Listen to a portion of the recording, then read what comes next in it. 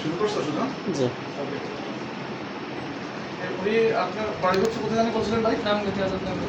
রামগতি ওনার বাড়ি। ওনার আসলে পিএলআইডি ছিল, উনি অনেক ডাক্তার দেখাইছে তাই না?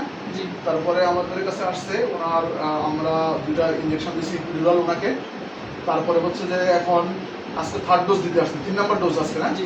আপনি বলতে তো কত পার্সেন্ট ভালো আছেন আগের থেকে বা কতটুকু উন্নতি আপনার কাছে কি উন্নতি লাগে এই চিকিৎসা? 70% ভালো আছে। ভালো আছে 70% থেকে 80% ভালো আছে নাকি তো?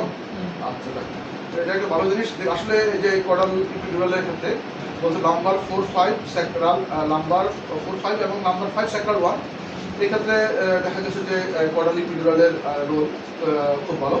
ইভেন কিছু কিছু ক্ষেত্রে দেখা গেছে যে অপারেশন করতে হবে। যাই হোক, আমরা ওনার সুস্থতা কামনা করি এবং আজকে আমরা 3rd ডোজ দিয়ে দিব ওনাকে ইনশাআল্লাহ।